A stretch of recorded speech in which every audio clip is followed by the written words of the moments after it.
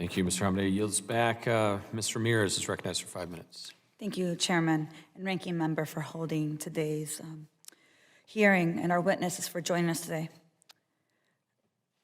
As we think about the work that we do here in this committee, we know that education is one of those benefits that, as someone just mentioned, our veterans not just deserve, they've really earned it. And I've remained clear since my first day in Congress almost 3 years ago that delivering these benefits that veterans deserve has to be a top priority for all of us. So I gotta be honest with you, it's deeply alarming that we're here today to talk about the failures of the digital GI Bill. And let me tell you why. Let's look at the facts. Despite millions of dollars and ample opportunities for the digital GI Bill to be implemented smoothly and efficiently, a backlog remains and rollout continues to be a problem.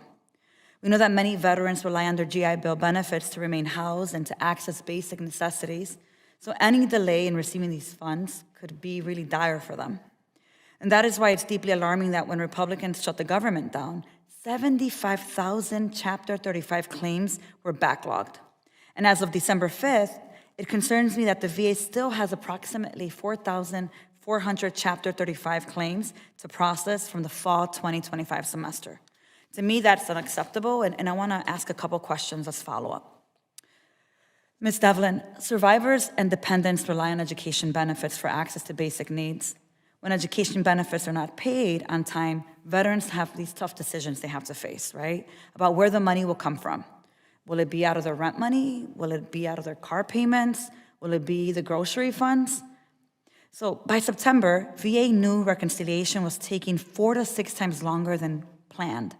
Why has Congress not immediately been notified when VA knew payments would be delayed for survivors and dependents relying on this income to stay enrolled? Did the VA understand the financial harm the payment delays would cause? Thank you for the question. We also were very concerned about the delays in payments.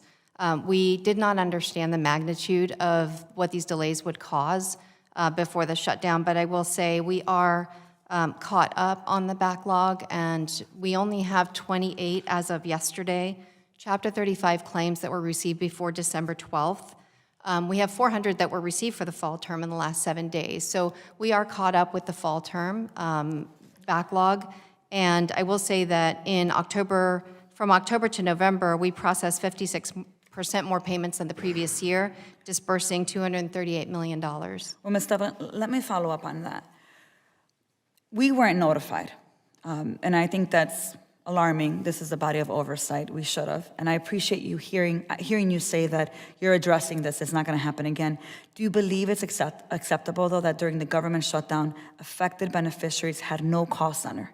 They had no answers and no response to congressional casework, while still being told that they still had to pay their rent, they still had to cover tuition, they still had to cover child care without their earned benefits. That's a really easy yes or no. Do you think it's acceptable?